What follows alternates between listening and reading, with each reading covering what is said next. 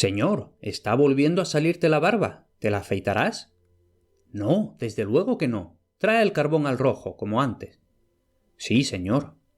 El sirviente fue a por el carbón encendido y le chamuscó los pelos de la barbilla al rey. El rey temía que sus enemigos sobornaran al barbero para que lo matara con la navaja, por lo que no permitía que se usara nada afilado. Muy pocas personas amaban a este rey, cuyo nombre era Dionisio. Al principio había sido funcionario y poco a poco fue aumentando su poder hasta que finalmente ocupó el palacio real que daba a las azules aguas de la bahía de Siracusa en la isla de Sicilia. La gente que obtenía el poder de esta forma, sin el apoyo del pueblo, eran conocidos como tiranos. «Tu hermano está en la puerta, señor, y desea verte», dijo el sirviente. «Desnúdalo», respondió el rey. Los guardias le quitaron la ropa al visitante y la inspeccionaron en busca de algún puñal o cualquier arma que pudiera usarse contra el rey. Entonces le dieron otra ropa al príncipe y le permitieron entrar en la cámara real.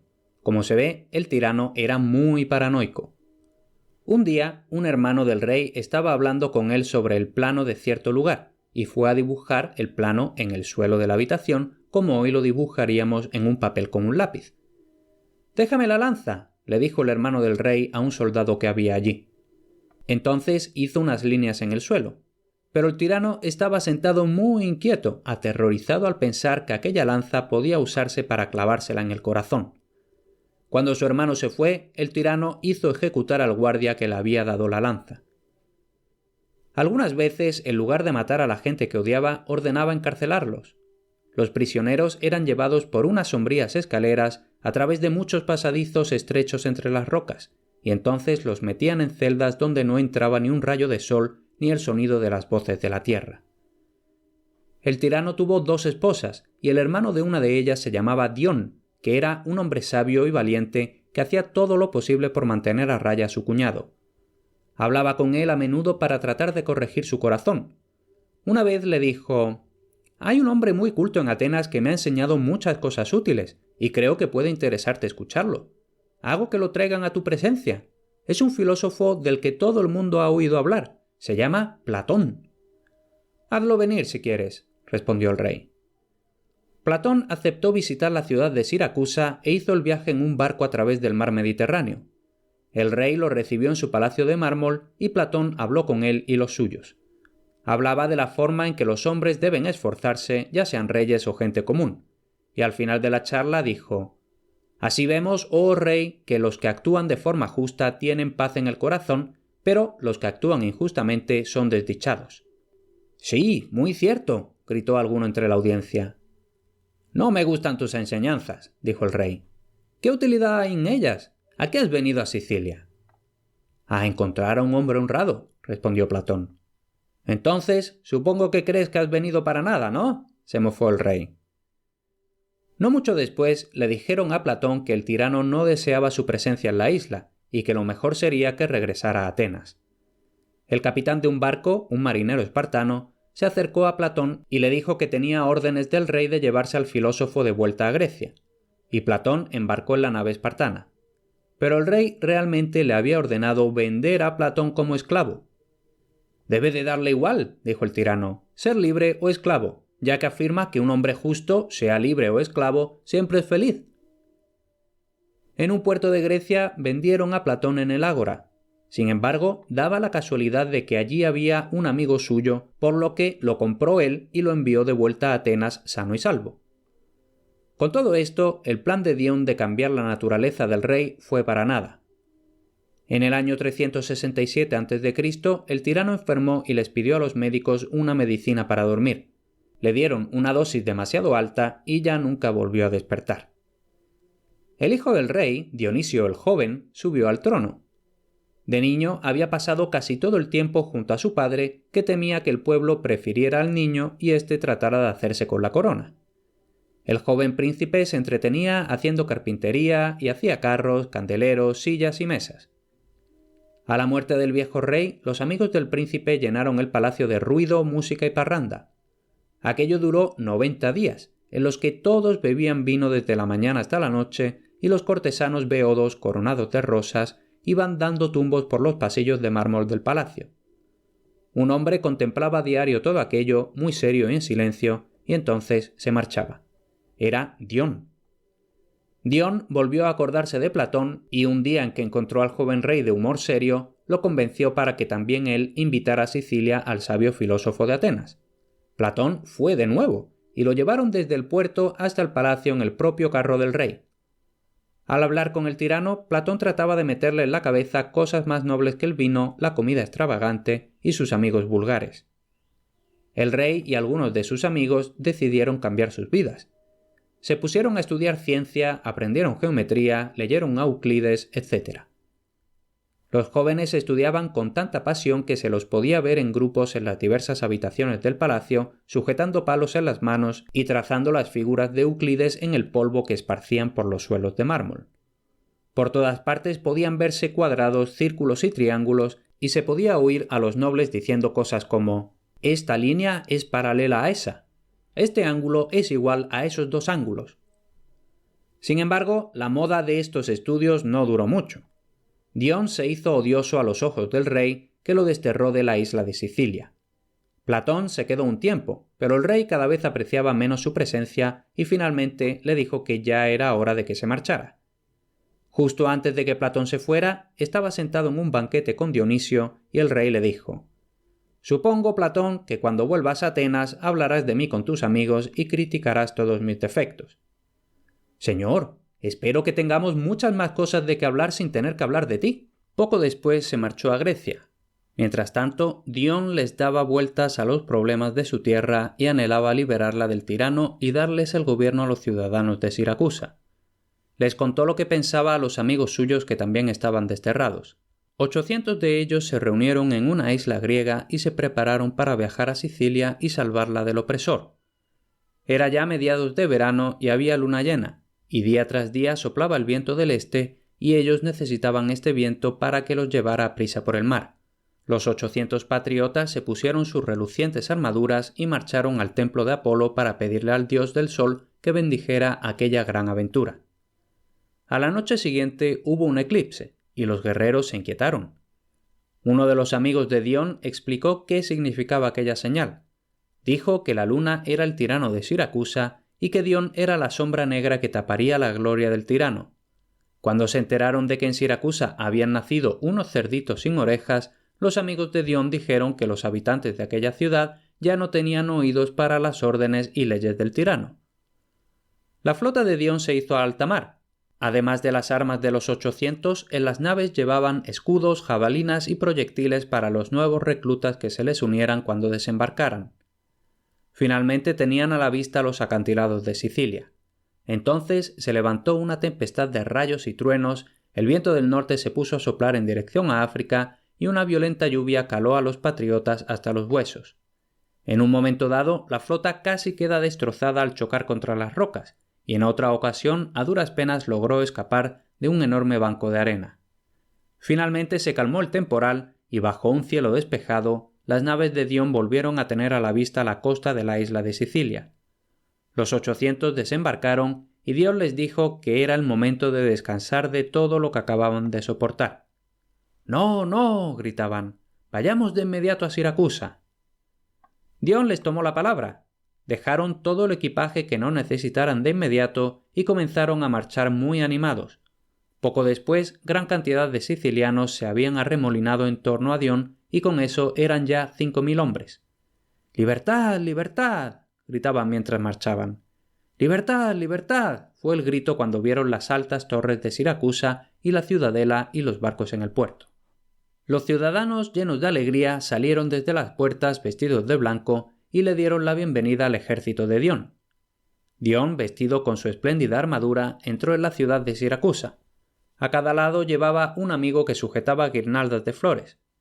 100 soldados extranjeros lo seguían como su guardia personal y el resto del ejército marchaba gozoso tras él. Los ciudadanos seguían clamando por la libertad.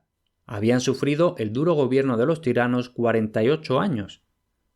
Al sonido de una trompeta se hizo el silencio, y un heraldo gritó que Siracusa estaba a punto de disfrutar un gobierno libre. Entonces Dion se subió a la torre del reloj solar. La multitud estaba apelotonada bajo la torre.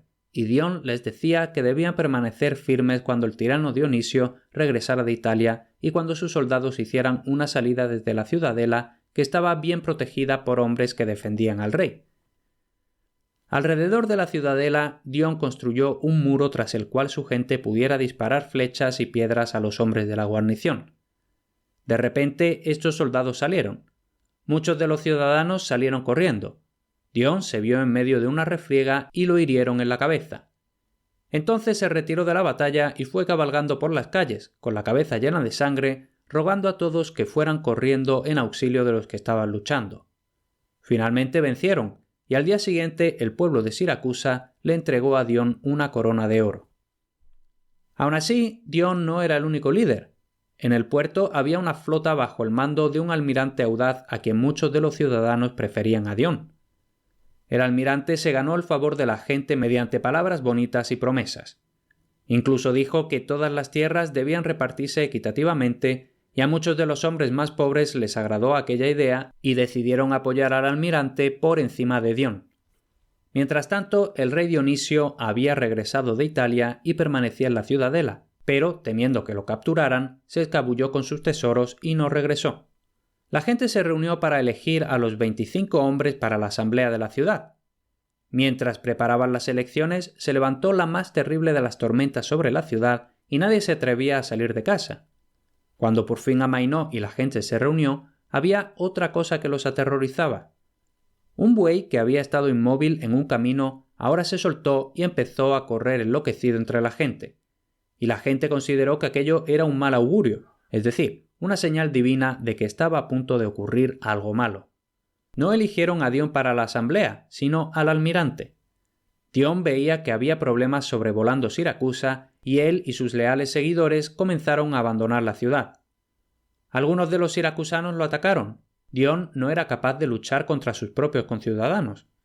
Señaló a la ciudadela, donde seguían muchos de los hombres de Dionisio, y dijo: «Allí es donde están nuestros enemigos. ¿Queréis que nos vean pelearnos entre nosotros?» Pero la turba no le hizo caso. Entonces Dion ordenó a sus soldados que avanzaran entrechocando las armas y con el rostro serio, pero que no atacaran. Y la gente huyó, e incluso las mujeres que miraban desde las ventanas se rieron ante aquella huida repentina. Dion y sus tropas acamparon fuera de la ciudad, y desde entonces todo le fue mal a Siracusa. El tirano envió una flota cargada de provisiones para ayudar a los soldados que seguían en la ciudadela. 4 de estas naves fueron capturadas por los ciudadanos y en su regocijo la gente hizo un gran festival entre canciones de victoria y grandes cantidades de alcohol.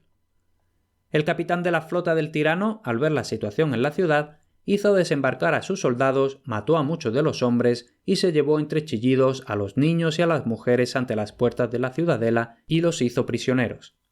Entonces los siracusanos se volvieron a reunir ante aquella situación desesperada y se quedaron mirando los unos a los otros en silencio y sin saber qué hacer.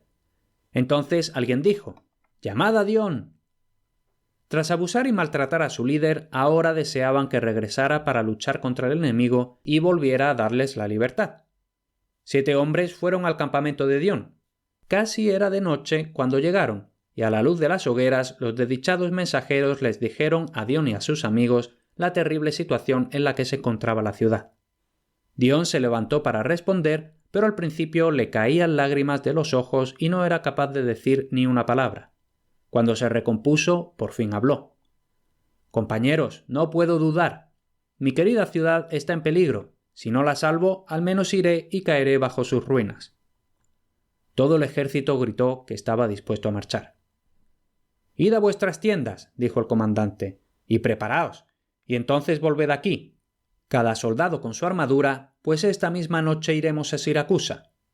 Antes de que Dion alcanzara la ciudad, la guarnición del tirano había hecho otra salida y matado a muchos ciudadanos, y había casas en llamas. Cuando las noticias le llegaron a Dion, él y sus hombres dejaron de marchar. Se pusieron a correr por las calles entre el humo y las viviendas en llamas. Entonces se oyeron los gritos de los ciudadanos dando la bienvenida a su salvador y se alegraron de volver a ver al hombre al que habían expulsado poco antes. El enemigo se retiró a la ciudadela y Dion volvió a ser dueño de Siracusa. «Ahora», dijeron algunos de sus amigos, Ahora es el momento de castigar a los malvados que se rebelaron contra ti. No, respondió Dion, no basta con ser generoso con los virtuosos, también debemos perdonar a los que nos ofenden. Poco después, el muro alrededor de la ciudadela estaba preparado, y el lugar estaba bajo asedio por los hombres de Dion. La guarnición de dentro empezó a quedarse sin alimentos. Su capitán ofreció la rendición si se les permitía que él y algunos de los suyos se fueran en 5 barcos. Les concedieron aquella petición y un día todos los ciudadanos se reunieron en las costas de la bahía para contemplar los 5 barcos saliendo de la hermosa isla de Sicilia. Siracusa había sido liberada. Por desgracia, la historia no termina aquí. El almirante seguía celoso del poder de Dion y seguía mal metiendo contra el hombre que había salvado la ciudad. Un día, un grupo de hombres entró en la casa del almirante y lo mataron. Se dice que Dion conocía el plan y lo permitió. Sin duda, se sentía intranquilo por aquel acto, pues su conciencia le decía que debería haberlo evitado, pero no lo hizo. Cuando salió de su mansión una tarde, iba algo perturbado y creyó ver a una terrible erinia caminando hacia él con una escoba en la mano.